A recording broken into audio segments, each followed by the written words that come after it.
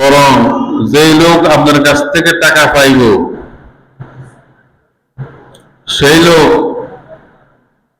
সেই লোককে আপনি যে সওয়াবের কাজ করছেন, নামাজ পড়ছেন, এই নামাজগুলোর সওয়াব তাকে দিয়ে ফেলতে হবে। যদি এই সওয়াবগুলো দিলেও আপনার দেনা পরিশোধ না হয়, তাহলে ওই লোকের গুনাহগুলি আপনার আমলনামায় আনতে হবে। তাহলে আপনার গুনাহটা হইল ডাবল। নিজের গুনাহ তো আছে, আর হকদারের গুনাহ, এই দুইটা গুনাহ মিলে ডাবল হয়ে গেছে। এখন এই ডাবল গুনাহ লই কোনায় যাবেন? চিন্তা করেন। আল্লাহ রাব্বুল আলামিন এই যে পরকালের কথা ঘোষণা করছে, এই পরকালটা সত্য, আসবে। এমন নয় যে পরকাল নাই, কারণ পরকালের উপর বিশ্বাস না থাকলে তো আমার আপনার ঈমানে নাই। পরকাল আছে, পরকাল সত্য।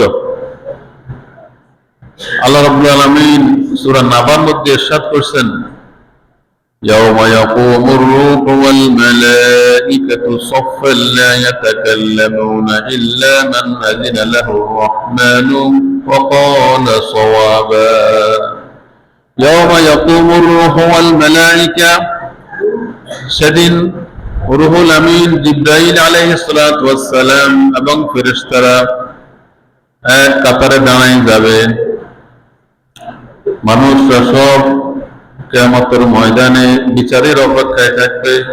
লা ইয়াতাকাল্লামুনা ইল্লা মান আযিনা লাহু রাহমান, কেউ কোনো কথা বলার কোনো সাহস করবে না আল্লাহর অনুমতি ছাড়া। আল্লাহ যাকে অনুমতি দিবেন একমাত্র তিনিই কথা বলবেন। কত ভয়ঙ্কর দিন! সে দিনের কথা চিন্তা করি আমরা।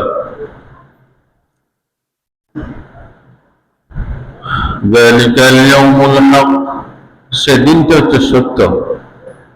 আল্লাহ বলছেন সে দিনটা হচ্ছে হক, মানে সত্য।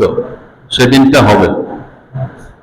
ফামান শাআ ইত্তাখাযা ইলা রাব্বিহি মাআবা, আর যে চায়, যে তার ভালো চায়, নিজের ভালো চায়, সে যেন আল্লাহর কাছে আশ্রয় নেয়, আল্লাহর আইনের কাছে, আল্লাহর শক্তির কাছে, আল্লাহর ক্ষমতার কাছে, আল্লাহর কুদরতের কাছে, আল্লাহর রহমতের কাছে সে যেন আশ্রয় নেয়, আল্লাহর বিধানগুলি সে যেন পালন করে।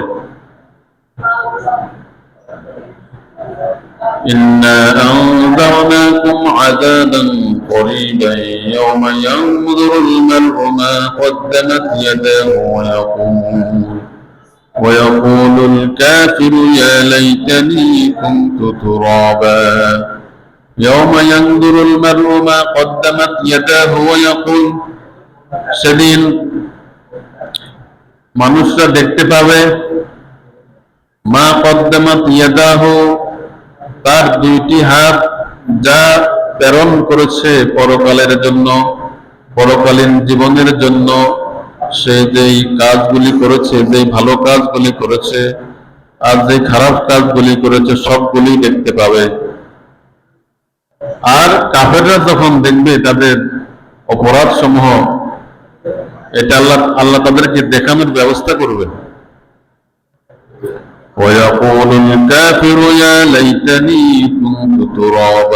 তখন কাফেররা বলতে থাকবে, হায় যদি আমি আজকে মাটির সাথে মিশে যাইতাম, যদি মানুষ না বানায় যদি তাকে হাইওয়ান জানোয়ার বানাইতো। কাফেররা বলবে যে যদি আমি মানুষ না হয় যদি হাইওয়ান হইতাম, জানোয়ার হইতাম, গরু, ছাগল, মহিষ, ভেড়া এগুলি হইতাম, তাহলে আজকে আমার বিচারের পরে আমাকে মাটির সাথে মিশাই দেওয়া হইতো।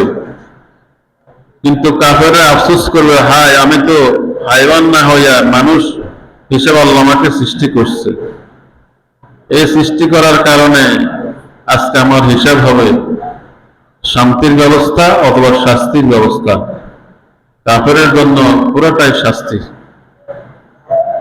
দুনিয়ার এই সংক্ষিপ্ত জীবনের তুলনায় পরকালীন জীবন অনেক অনেক সীমাহীন, সেখানে অনেক সময়, সেখানের সময় কোনো শেষ নাই। একবার মৃত্যুবরণ করলে সে পরকালীন জীবন থেকে আর আসার কোনো ব্যবস্থা নাই। কাফেররা আল্লাহকে বলবে, হে আল্লাহ, আর একবার আমাকে পাঠাই দেখো, আমি আপনার সকল আইনগুলা মানি চললাম।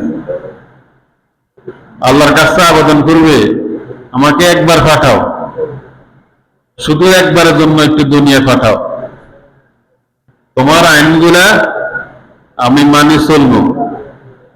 কিন্তু আল্লাহ পাঠাবে না, কারণ পরকালীন জীবন এমন একটা জীবন, যেই জীবনে একবার গেলে সেখান থেকে আর ফিরে আসা যায় না।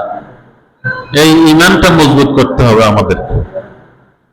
তাহলেই আমাদের দুনিয়াবি যত অবৈধ লোভ লালসা রয়েছে সবগুলির চিকিৎসা হচ্ছে এটা। দুনিয়ার প্রতি বৈধ লোভ লালসা থাকবে, কিন্তু অবৈধ লোভ লালসা থেকে আমাদেরকে বাঁচতে হলে আমাদের অন্তরের মধ্যে, আমাদের ব্রেনের মধ্যে এই জিনিসটা বসাই নিতে হবে যে পরকাল এমন একটা জীবন